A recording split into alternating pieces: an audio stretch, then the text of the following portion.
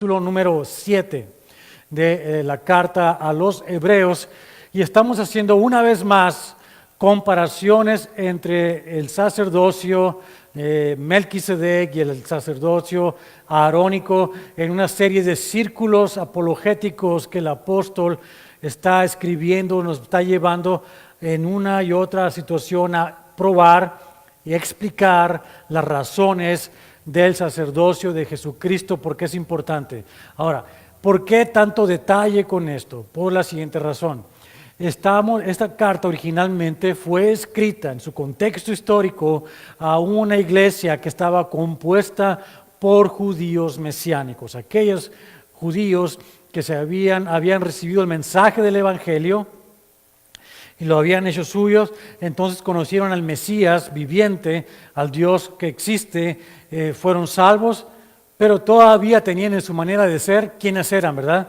Tenían un pie en el judaísmo y otro pie en el cristianismo. Toda su vida, todas sus costumbres, todo lo que habían traído ellos desde su infancia y por cultura, estaba siendo entredicho, estaba poniéndose en cuestión por esta razón, porque ahora todo se había cumplido en Cristo. Cristo es el Mesías y se cumplió toda la palabra en Él.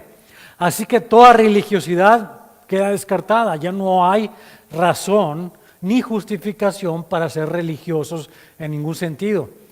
Tuvieron que aprender a pensar de una manera diferente, a abrir la mente, a buscar las cosas de Dios ahora que estamos viviendo cuando ya vino el Salvador, cuando ya fue sacrificado por nosotros, cuando ya resucitó de los muertos y ahora que está sentado a la diestra de Dios Padre. Entonces tenemos que vivir con esa nueva perspectiva y dejar todo lo demás a un lado. Tú y yo venimos aquí en el occidente de Estados, en esta parte del mundo, en el occidente le llamamos aquí, de una cultura que estaba inmersa también en religiosidad. ¿Cuántos de nosotros todavía traemos esas costumbres? Lo comentamos la semana pasada. Todavía venimos a un servicio y decimos, vengo a misa. No venimos a misa. Esa cosa ya es cosa del pasado. No estamos viniendo a eso. Venimos a un servicio en el que adoramos a Dios y recibimos la palabra de Dios. Y de esta manera estuvimos estudiando la semana pasada algo importante en cuanto a la función sacerdotal. El sacerdote, como hemos venido viendo, es necesario porque es nuestra manera entre comunicarnos o tener una relación, valga la expresión, entre el hombre y Dios. Ahora, en el nuevo trato, en el nuevo pacto, en lo que estamos viviendo, ya no hay necesidad de un sacerdote humano. Eso queda completamente descartado como algo del pasado, algo que se conocía como el sacerdocio arónico. Ya no existe. Igual hoy en día, mis hermanos, ya no existen sacerdotes. Esas personas que tienen sotana larga y negra no son sacerdotes, son entes que están bajo alguna situación ahí, pero ya no hay necesidad de sacerdotes. Ahora estamos viviendo una situación en la que hay un solo sacerdote, un sumo sacerdote, que es Jesucristo. Ahora, en ese sentido, hablamos ahora, la semana pasada, acerca de las cosas que hace un sacerdote, y vimos que eran dos. Una eran los receptores o los que transmitían la adoración del pueblo hacia Dios. Hablamos de lo que era la adoración la semana pasada, fuimos bastante extensos en eso, en el sentido de que todo lo que hablamos, todo lo que hacemos, todo lo que nuestro corazón tiene, debe ser un acto de adoración constante hacia Dios. Y hablamos del asunto de las finanzas, porque las finanzas tienen mucho que ver con esto, en el sentido de dónde está nuestro corazón. Si nuestro corazón está en las cosas materiales, en las finanzas, nuestro corazón no está en el lugar correcto, no está en el cielo. Entonces tenemos un problema. Por eso Jesús habló tanto del dinero en la palabra de Dios. Jesús habló de dos cosas básicas más importantes que ninguna otra cosa. Jesús no habló tanto de la salvación, ni Jesús habló tanto de religión, como Jesús habló tanto de el dinero y del infierno. De esas dos cosas. Eso es lo que más Jesús habló. Ahora, ¿Por qué del dinero? Porque a donde está tu corazón, ahí está tu tesoro. Y si tu tesoro está en el dinero, estás en un mal lugar. Y tenemos que entenderlo eso. Ahora, se habló hablamos la semana pasada de adorar a Dios con todo lo que somos, no solo con nuestra voz al cantar o nuestras manos al levantarlas, sino en todo lo que somos. Y eso incluye el ámbito de las finanzas. Al punto que hablamos de eso y dijimos hablamos del ejemplo que Jesús nos dio cuando vio a esta viuda pobre, que no tenía nada más que 2 blancas y las depositó en el lugar donde se depositaban los diezmos y las ofrendas. Y era todo lo que ella tenía. Así que ofreció todo lo que ella era, de todo corazón. ¿Cuánto eran 2 blancas? El equivalente a 2/10 de un centavo el día de hoy. No era nada, pero era todo para ella. Y eso es contado como fe y entrega y adoración a Dios. No así aquellas personas que venían, los hombres ricos, y echaban. ¿Por qué? Porque Jesús dijo, ellos echan de los que les sobra. Y hablamos de las finanzas, hablamos de lo que es el diezmo y dijimos el diezmo es cosa del pasado también. Entendamos, cristiano, el diezmo es cosa del pasado, no es algo actual, es algo que pertenece a Israel, a este Israel que está hablando esta carta, a estos judíos, y ya no tienen por qué diezmar. Tú y yo no tenemos por qué diezmar, pero déjate de una cosa, si decimos que estamos adorando a Dios con todo lo que somos, también con nuestras finanzas, todo es de Dios. Todo lo que somos es de Dios y nuestras finanzas son finanzas de Dios. Somos administradores de lo que Él nos da y por lo tanto todo le pertenece a Él. ¿Cuánto tenemos que dar? ¿Qué dijimos? Hasta que tu corazón está contento, como dice mi esposa, y es la verdad, porque así dice la palabra, al dador alegre, ¿verdad? Dios ama al dador alegre, pero si tú no eres alegre, no estás contento en dar, a Dios no le agrada eso. Y tú te estás haciendo nudos en tu estómago porque no va a soltar esto. Y sabes que a Dios no le agrada. No es agradable para Dios. Dios no necesita tu dinero. Dios necesita todo tu corazón, todo lo que tú eres. Es de Él todo lo que hay. Entonces tenemos que ofrendar de acuerdo a ello. Ahora, entiendo que hay personas que han vivido una vida desorganizada, desordenada financieramente. Y tienen deudas y no pueden controlarse en sus finanzas. ¿Cómo pueden empezar ellos a honrar a Dios con sus finanzas? Es ahí donde encaja la parte del 10%, porque es una manera de empezar a organizar tus finanzas. Y digo, bueno, puedo apartar 10% para honrar a Dios, 10% para ahorrar y el resto para mis gastos, y van acomodando sus finanzas de manera que puedan tener, y porque siempre tienen suficiente. ¿Usted considera que Dios no lo bendice? Dios lo bendice abundantemente y lo que está recibiendo es suficiente siempre, siempre.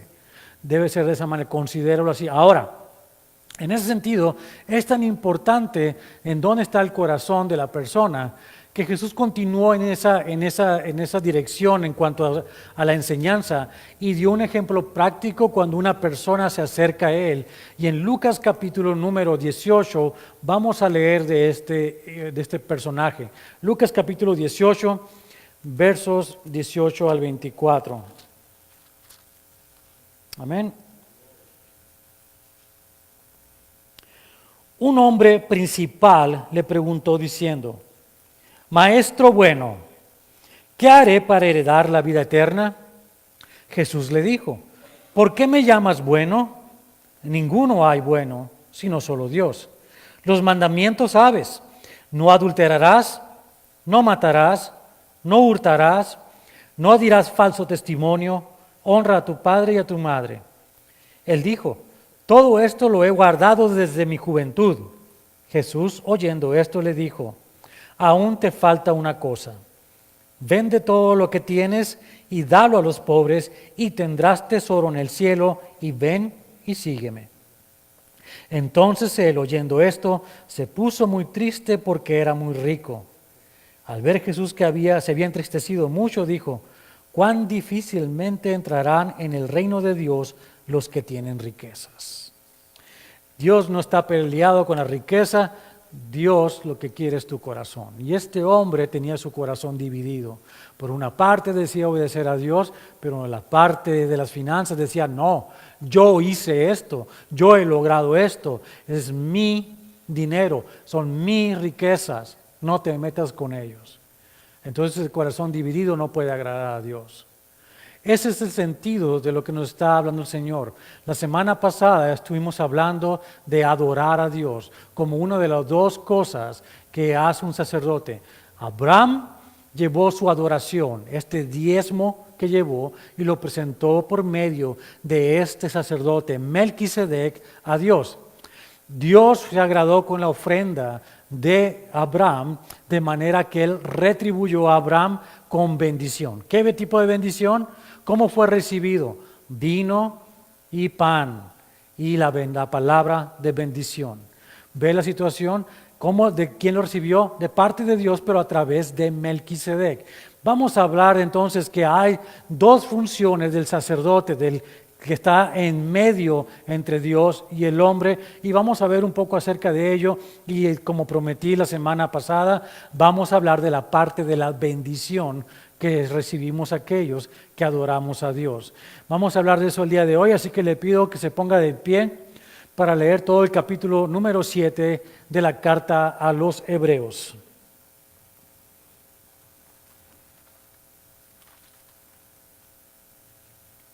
Amén.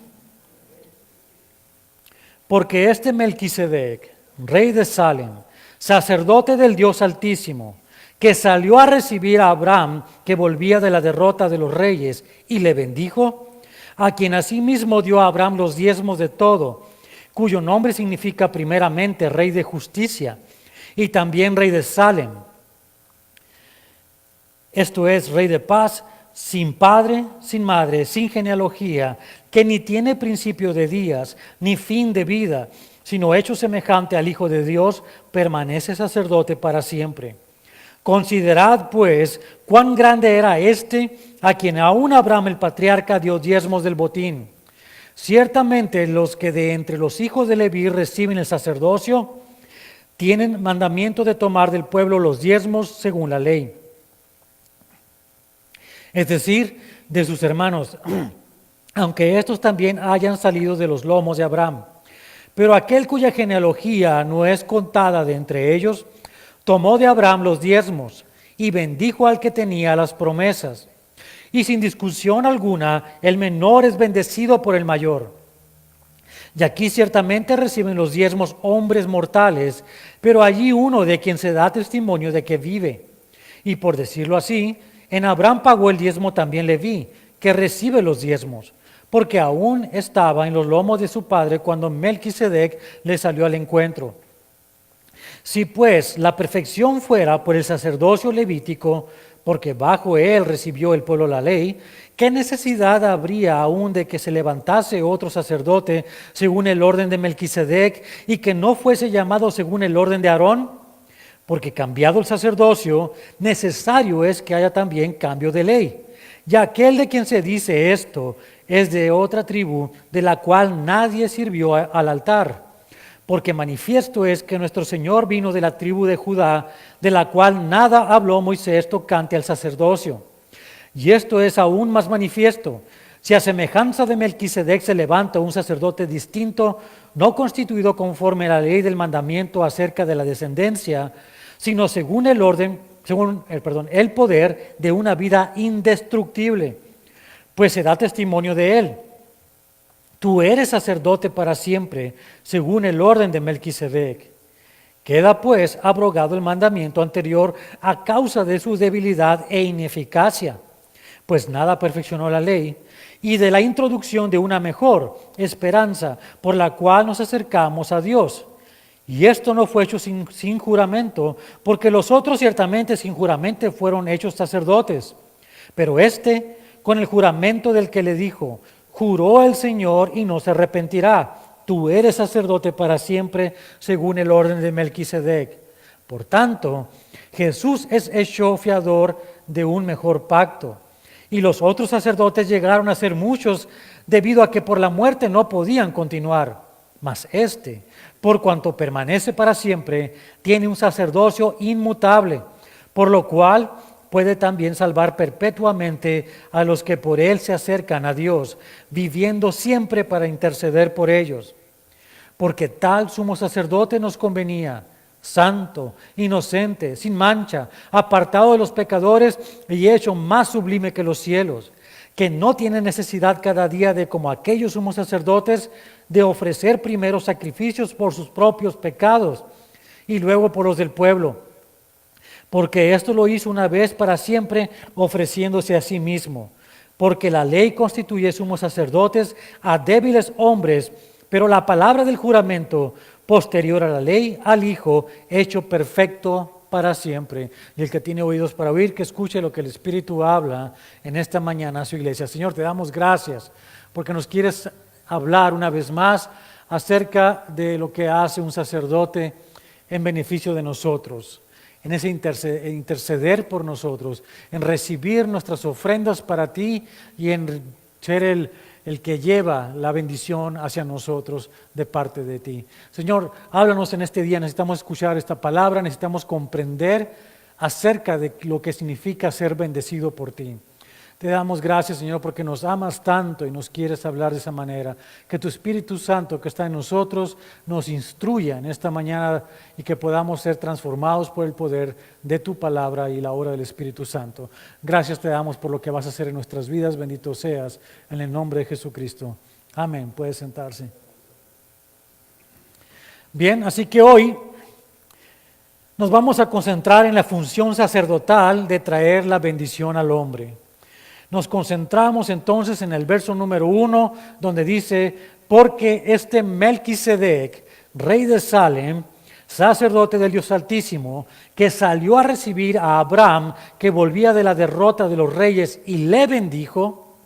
También lo podemos juntar con los versos 6 al 7, donde dice, pero aquel cuya genealogía no es contada de entre ellos, tomó de Abraham los diezmos, y bendijo al que tenía las promesas, y sin discusión alguna, el menor es bendecido por el mayor.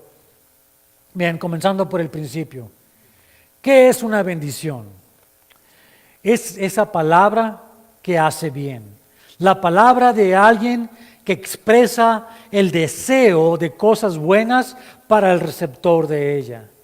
En el Antiguo Testamento, la bendición implicaba estas cosas. Note esto: herencia, poder, autoridad, posesiones, salud y prosperidad. Tenemos el caso de Jacob, que engañosamente tomó la bendición que correspondía a su hermano Esaú, como leemos en Génesis capítulo 27, versos 26 al 29, donde dice, y le dijo Isaac, su padre, acércate ahora y bésame, hijo mío. Y Jacob se acercó y le besó, y olió Isaac el olor de sus vestidos y le bendijo, diciendo, mira, el olor de mi hijo, como el olor del campo que Jehová ha bendecido. Dios pues te dé del rocío del cielo y de las grosuras de la tierra, y abundancia de trigo y de mosto. Sírvante pueblos y naciones se inclinen a ti.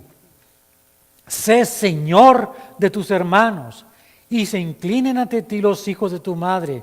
Malditos los que te maldijeren, y benditos los que te bendijeren. Volviendo a Hebreos 7, vemos que la bendición tiene que ver con el objeto de la respuesta de Dios al hombre. Al haber recibido del hombre la adoración debida. Vemos que la comunicación entre Dios y el hombre implica, por un lado entonces, la adoración del hombre hacia Dios y por el otro, la bendición de Dios hacia el hombre. Sin embargo, analizando la naturaleza de Dios y la del hombre, podemos comprender que Dios es santo, santo, santo, ¿verdad?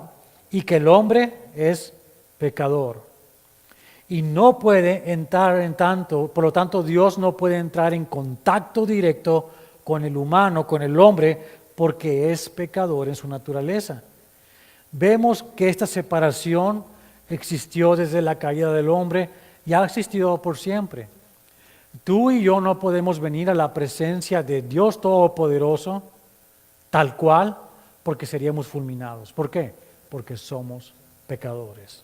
Así es de fácil, pero vamos a vencer un poco más en ello. Veamos por qué el hombre no se puede acercar a Dios. Éxodo capítulo 3, versos 4 al 6, vamos a ver algunos ejemplos. Dice, y antes de que lo lea, déjale platico qué se trata. Moisés anda un día en la mañana con las ovejas que su suegro Jetro tiene y ve por un lado que hay una zarza ardiendo y no se consume. Y Moisés se acerca a ver qué es esta cosa tan extraña que está ahí. Y esto es lo que ocurre, dice verso 3 en adelante.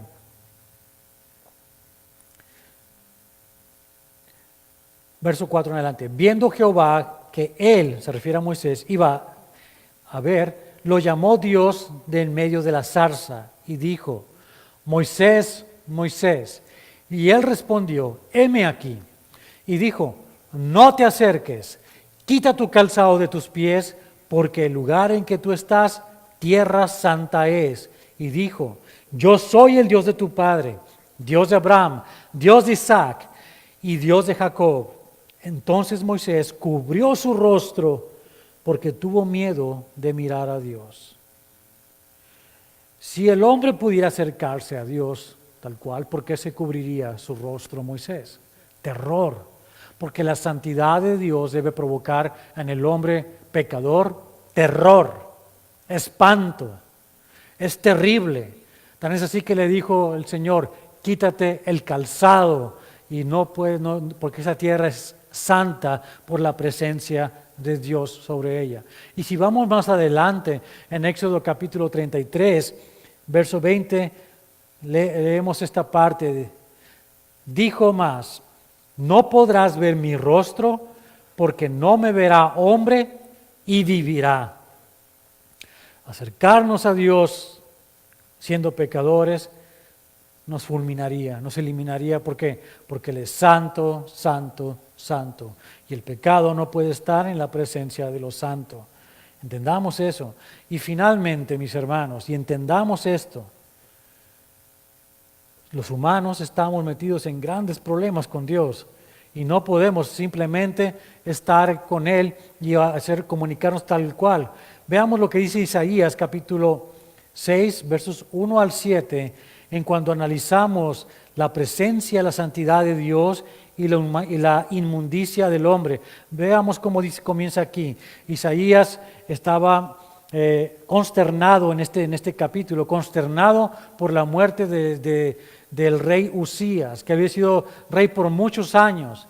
Y en esa consternación, en ese sufrimiento, Isaías entra al templo y se encuentra con esta gran visión delante de él. Dice así, en el año que murió el rey Usías, vi yo al Señor sentado sobre un trono alto y sublime, y sus faldas llenaban el templo.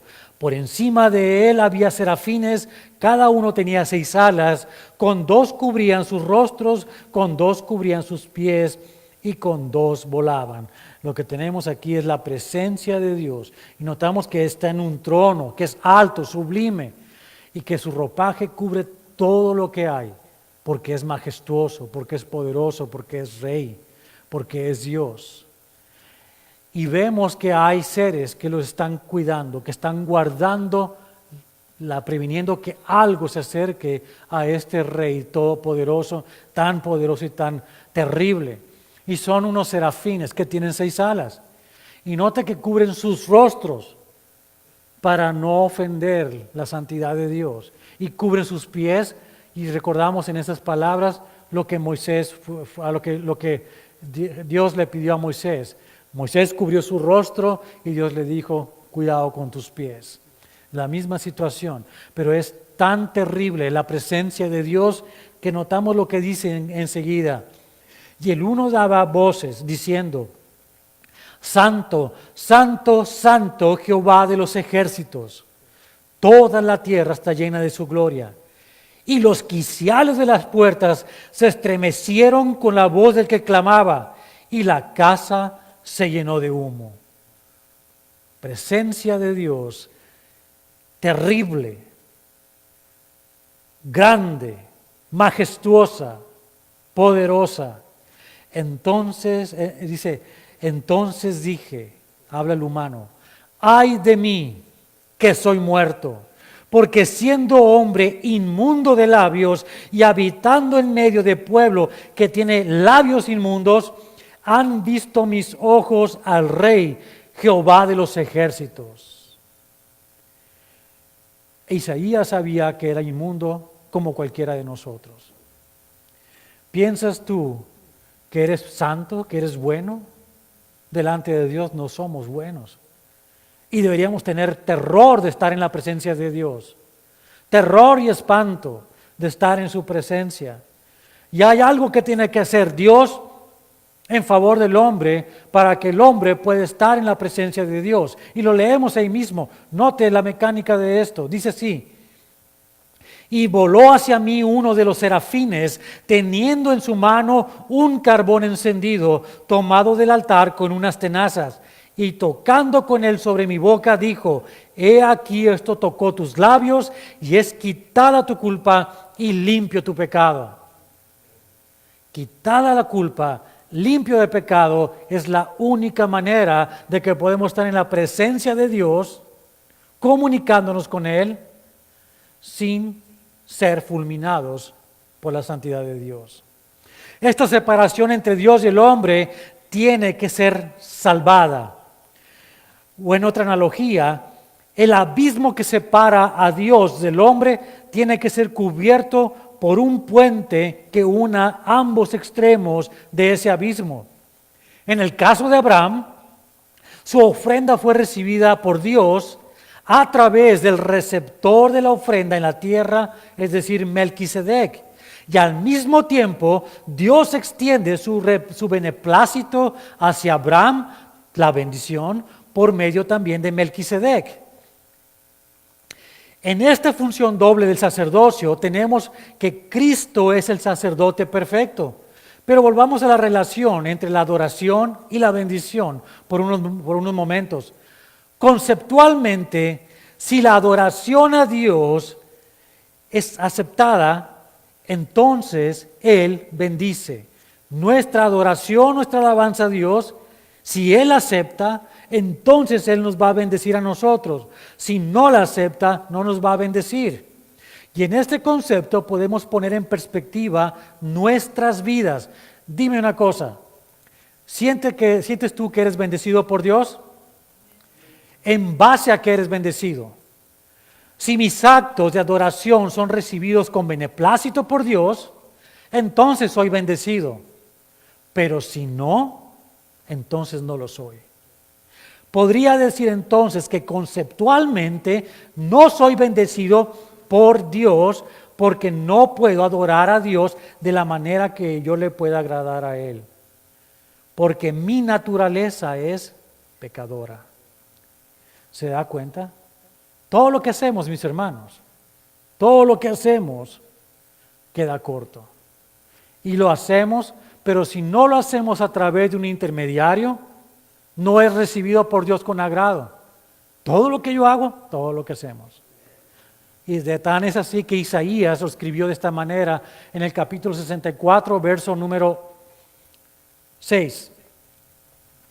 Si bien todos nosotros somos como suciedad, y todas nuestras justicias como trapo de inmundicia, y caímos todos nosotros como la hoja, y nuestras maldades nos llevaron como el viento, separados de Dios en todo caso. ¿Se da cuenta? Pablo escribió esto en Romanos 3:23, por cuanto todos pecaron y están destituidos de la gloria de Dios.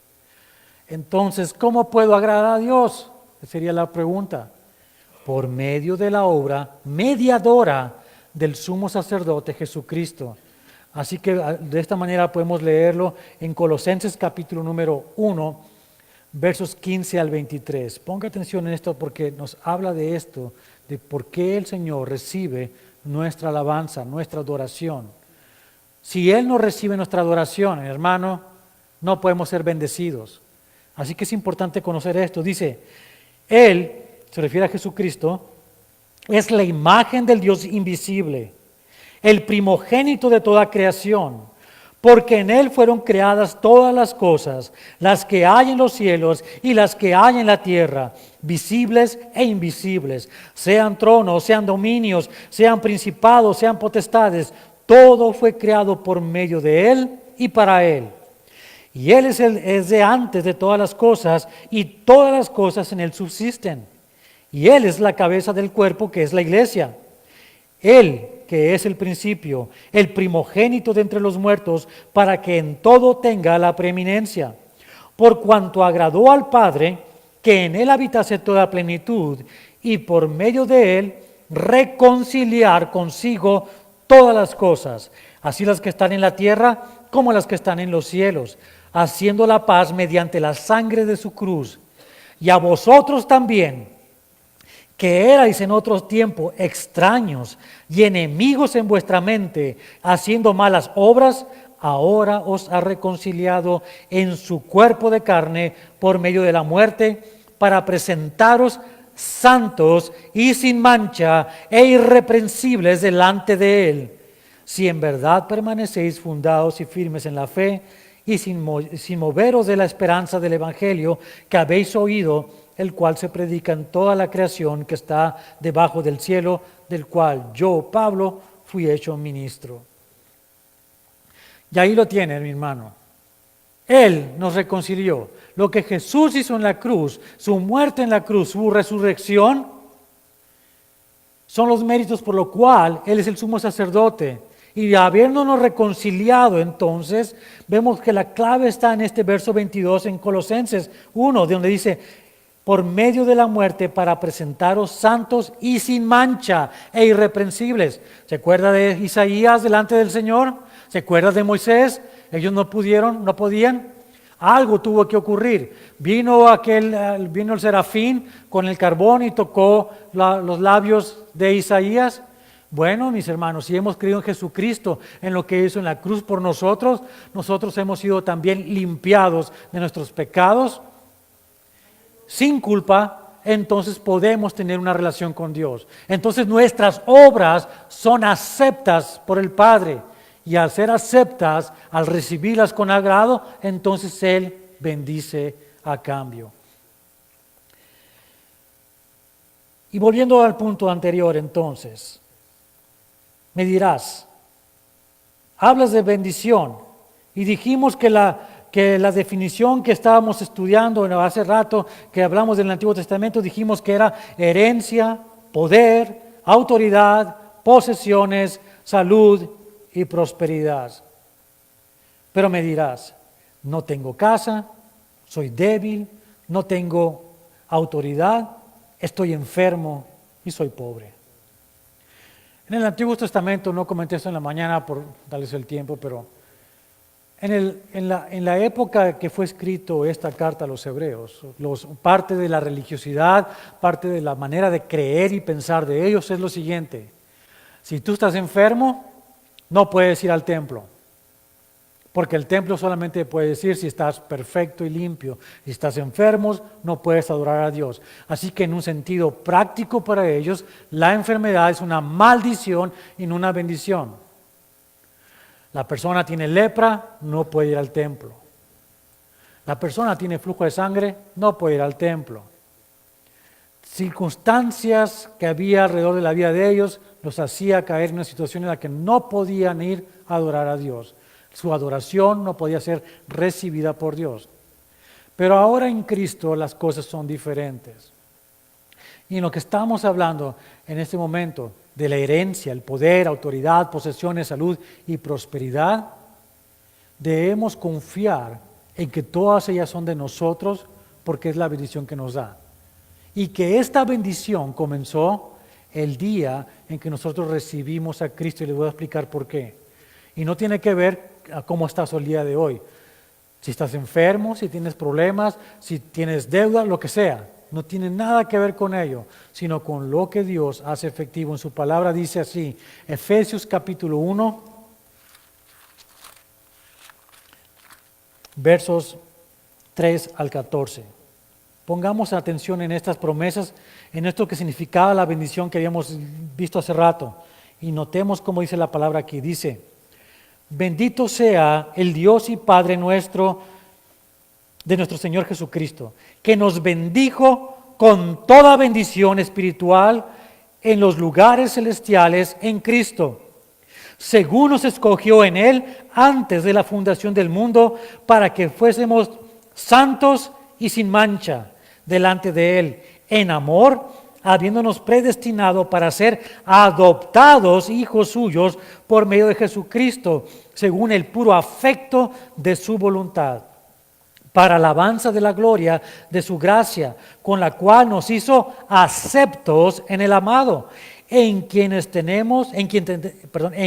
tenemos redención por su sangre, el perdón de pecados según las riquezas de su gracia, que hizo sobreabundar para con nosotros en toda sabiduría e inteligencia, dándonos a conocer el misterio de su voluntad, según su beneplácito, el cual se había propuesto en sí mismo, de reunir todas las cosas en Cristo, en la dispensación del cumplimiento de los tiempos, así las que están en los cielos como las que están en la tierra.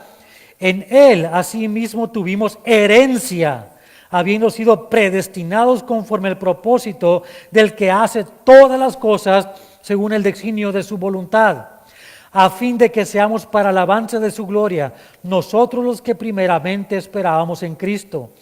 En Él también vosotros, habiendo oído la palabra de verdad, el evangelio de vuestra salvación, y habiendo creído en Él, fuiste sellados con el Espíritu Santo de la promesa, que es las arras de nuestra herencia hasta la redención de la posesión adquirida para la alabanza de su gloria. Todo lo que significa bendición lo tenemos en Cristo desde el momento que nacimos espiritualmente, el día que lo recibimos. Todo está ahí. Pero todavía me preguntas y me pregunto yo muchas veces, ¿y por qué sufrimos? ¿Y por qué estamos con tantas carencias? ¿Y por qué tenemos esto? No estamos hablando de que vamos a tener prosperidad en el sentido material aquí en la tierra, pero déjate decir una cosa, lo que Dios nos da siempre es bendición. Y esas pruebas, esas tribulaciones, esas situaciones adversas, esas enfermedades, prueban la bendición de Dios en nuestras vidas, prueban, porque salimos victoriosos en cada una de ellas. Y de esa manera vemos que Dios está en control de nosotros, que nos ama, que nos sigue cuidando y seguimos siendo bendecidos por Él. La bendición en nosotros también significa entonces sufrir como Cristo sufrió, porque Cristo no fue exaltado sino hasta que padeció por nosotros. Así que si estás sufriendo, cuéntalo como bendición, como Pablo escribió en Romanos 8, 28 al 29. Y sabemos que a los que aman a Dios, todas las cosas les ayudan a bien. Esto es, a los que conforme a su propósito son llamados, porque a los que antes conoció, también los predestinó para que fuesen hechos conforme a la imagen de su Hijo, para que Él sea el primogénito de muchos hermanos. Ya es por eso que el sufrimiento es bueno, es una prueba y simplemente está diciéndonos, sí, Dios te está bendiciendo. Pero es que usted no sabe lo que me duele. Es una bendición de Dios. Cuéntalo como bendición. Tú no sabes lo que me han hecho y la amargura que tengo. Suelta esa amargura porque está siendo bendecido. Es una bendición, te están ultrajando, te están oprimiendo, te sientes abusado. Dale gloria a Dios porque has sido bendecido por el Señor. Además de esto, la bendición más grande es la de poder tener una conciencia limpia, de poder dormir libres de toda culpa, sin nada ni nadie que nos condene. Y muchos se duermen aquí en la iglesia porque tienen una conciencia súper limpia, pero además de eso, si no es cierto, cuando no tienes culpa, te acuestas en tu cama y bye, ¿verdad? Te duermes, ¿no es cierto? ¿Por qué? Porque no hay culpa, no hay condena para nosotros. Pero ¿qué pasa cuando una persona que está en Cristo escucha las voces del enemigo? las voces que te acusan una y otra. Te lo dije. Ya ves, tú eres así, no puedes cambiar. Eres el mismo, eres esto, eres aquello. Y le hacemos caso. ¿Sabe? En Cristo la bendición más grande que tenemos aquí de este lado del cielo es que estamos libres de culpa y de condena y no hay ni una voz que queremos escuchar otra que la de Dios dice para nosotros. Y está escrita aquí, continuando en Romanos, capítulo número 8, versos 31 al 34. ¿Qué pues diremos a esto? Si Dios es por nosotros, ¿quién contra nosotros? El que no escatimó ni a su propio Hijo, sino que lo entregó por todos nosotros, ¿cómo no nos dará también con Él todas las cosas? ¿Quién acusará a los escogidos de Dios? Dios es el que justifica. ¿Quién es el que condenará? Cristo es el que murió, más aún el que también resucitó, el que además está a la diestra de Dios, el que también intercede por nosotros. Qué gran bendición saber que no hay nada ni nadie que te pueda acusar y condenar, porque el único que tiene la verdad, el que nos ha comprado, el que nos ha impuesto su justicia, es Rey y soberano sobre todas las cosas. Ni el diablo puede hacer eso en contra de nosotros porque no tiene tal poder. Y por último, podríamos decir con toda seguridad que la bendición de Dios para nosotros, esa bendición que va siempre, que es eterna, más allá de esta vida, es la que tiene que ver con su amor infinito. Amor que salva, amor que consuela, amor que justifica, amor que redime y que está con nosotros siempre y que nada ni nadie puede apartar de nosotros, como leemos en Romanos capítulo 8, versos 35 al 39. ¿Quién nos separará del amor de Cristo? ¿Tribulación o angustia o persecución o hambre o desnudez o peligro o espada? Interrumpo ahí para decir esto. ¿Ves esas cosas? ¿No es lo que vivimos?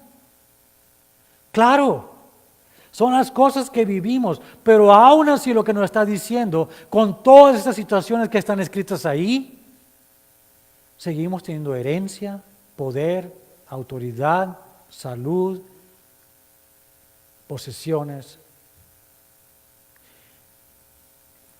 Todo esto. ¿Por qué? Como está escrito, continúa.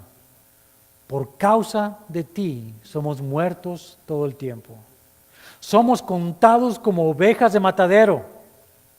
Antes, en todas estas cosas, en todo eso, todo lo que estás viviendo que está malo, dice, somos más que vencedores por medio de aquel que nos amó.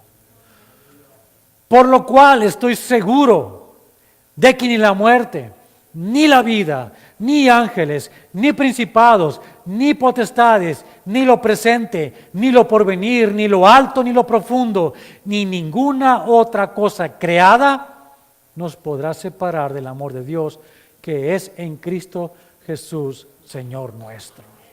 Y ahí, gloria a Dios, el Señor es bueno. Note esas palabras, nada, ninguna cosa creada. Lo único que no es creado y que es eterno es Dios, y todo lo demás que es creado, nada hay que pueda condenarnos. Absolutamente nada. ¿El diablo no tiene poder para condenarme? No. Nadie, ni tú mismo. Entonces deja de escuchar esas voces que te condenan. Esas voces que vienen del pasado. Es que lo que yo hice, no sabe qué cruel, qué terrible, qué gran pecado cometí. Nadie, ni nada. No eres aquel, sino eres aquel a quien el Señor ama. Y esa es la bendición que has recibido porque eres acepto en el amado. Recuerda, acepto en el amado por la obra de Jesucristo. El sacerdote perfecto, Jesucristo, cumple las dos funciones del sacerdote. Número uno, recibe nuestra adoración, tal y cual sea, como venga, todo lo que somos, y la pasa al Padre de manera que sea aceptada por Él en los méritos de Jesucristo mismo. A cambio, Él viene atrás con la bendición del Padre hacia nosotros, también transferida por medio de Jesucristo, que nos da estas promesas. Porque Él murió, pero también resucitó.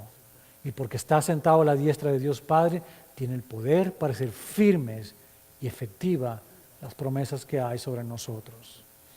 Esa bendición tenemos nosotros. Somos bendecidos en todo momento. En todo momento.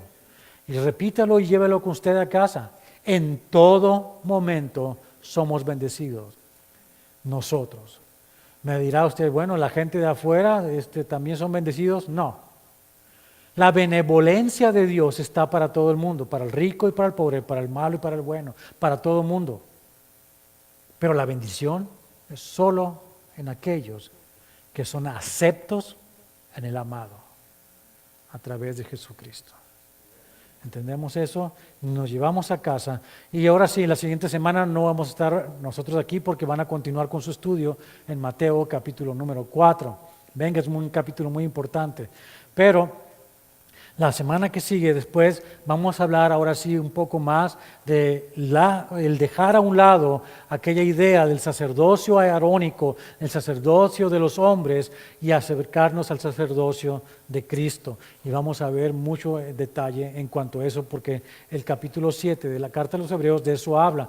Hemos tocado estos dos temas porque son importantes para entender la necesidad del sacerdote. Si no, no los entenderíamos. Sí, podemos hablar del sacerdote, que Jesucristo, pero ¿qué significa esto? Bueno, las funciones del sacerdote son importantes para poder comprender la necesidad de un sacerdote como Jesucristo. Bien, entonces recuerda estas palabras. Llévate a casa la nueva realidad en la que vives. Eres bendecido por siempre. No veas tus situaciones como maldición, sino como la prueba tangible del amor de Dios en tu vida, porque Cristo está contigo y si Él venció, tú venciste con Él.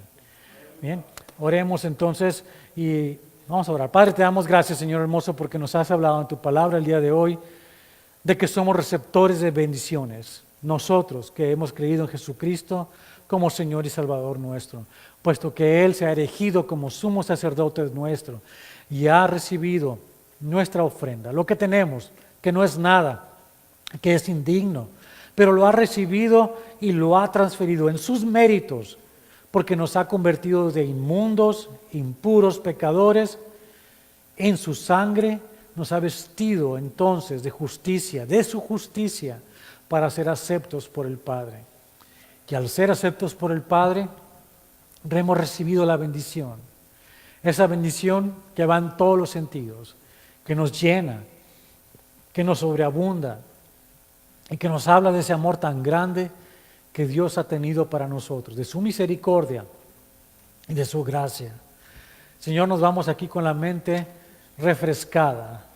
Dejamos afuera aquellas palabras de condenación que caían sobre nosotros, porque siendo aceptos de Dios, no hay nada ni nadie que nos pueda condenar. Somos nueva creación, todas las cosas son hechas nuevas en nosotros. Las cosas viejas pasadas son. Y Señor, te damos gracias porque nos permites conocer entonces que necesitamos este sumo sacerdote llamado Jesucristo, según el orden de Melquisedec y no del de Aarón. Y te damos gracias, Señor, porque nos permites vivir una vida diferente, llena de expectativas y de anhelos y de esperanza, porque todo lo podemos en ti, Señor. Te damos gracias, bendito seas, en el nombre de Jesucristo. Amén. Y antes de que comience la alabanza, voy a repetir algo. Dígale feliz cumpleaños, Pastor Edwin. Vamos a orar por él. Vamos a cantarle Happy Birthday. 1, 2, 3. Happy birthday to you.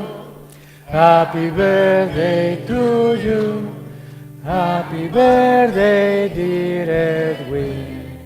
Happy birthday to you. Yeah. Vamos. Una vez más vamos a orar por él. Padre, te damos gracias, Señor, por la vida de nuestro amado Pastor Edwin. Te damos gracias por la luz tuya que brilla en él, Señor. Te damos gracias porque le has dado gracia y sabiduría para poder guiarnos a través de estos tiempos, de estos años en la alabanza, Señor. Gracias porque es un hombre entregado a servirte en el sentido de esto, de prepararnos a todo tu pueblo, Señor, para alabarte a ti, para adorarte como tú, Señor, sabes recibirlo. Y nos da tanto gusto saber que alguien, Señor, alguien tiene esa capacidad que tú le has dado, esos dones especiales de la alabanza, de la adoración, de dirigirnos a todos en un solo espíritu. Y por eso te pedimos, Señor, una doble porción de tu espíritu sobre él. Síguelo llenando y abundando de toda bendición que viene de ti. Y Señor, te damos gracias por su vida una vez más. Gracias porque lo tienes con nosotros. Y gracias por las cosas hermosas, grandes que va.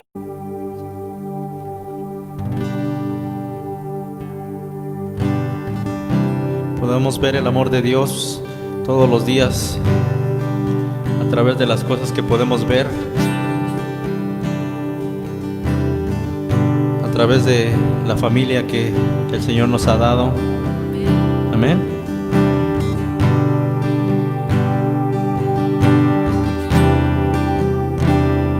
Me dice que me ama cuando escucho llover. Me dice que me ama con un atardecer. Lo dice sin palabras, con las olas del mar. Lo dice en la mañana, con mi respirar. Me dice que me ama y que conmigo quiere estar.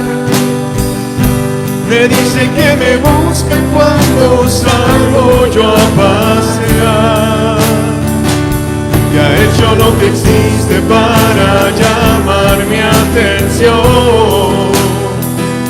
Que quiere conquistarme y alegrar mi corazón. Me dice que me ama y que conmigo quiere estar. Me dice que cuando salgo yo a pasear, que ha hecho lo que existe para llamar mi atención, que quiere conquistarme y alegrar mi corazón.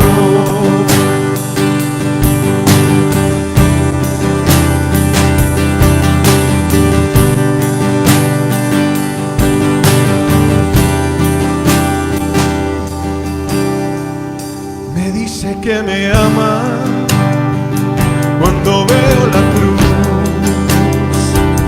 sus brazos extendidos, así están grandes son. Lo dicen las heridas de sus manos y pies. Me dice que me ama una y otra vez. Me dice que me ama y que conmigo quiere estar. Me dice que me busca cuando salgo yo a pasear. Que ha hecho lo que existe para llamar mi atención. Que quiere conquistarme y alegrar mi corazón. Me dice que me ama y que conmigo quiere estar. Me dice que me busca cuando salgo yo a pasear. Que ha hecho lo que existe para llamar mi atención. Que quiere conquistarme y alegrar mi corazón. Me dice que me ama y que conmigo quiere estar. Me dice que me busca cuando salgo yo a pasear. Que ha hecho lo que existe para llamar mi atención. Que quiere conquistarme y alegrar mi corazón.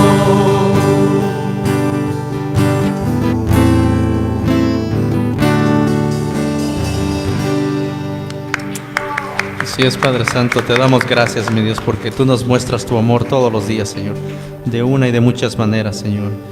¿Cómo no alabarte, Señor? ¿Cómo no exaltarte, Señor? Si Tú lo diste todo en esa cruz, Señor, y por amor a nosotros, Señor. Gracias te damos en nombre de ti, Hijo Jesús. Amén. Bien, a varones que van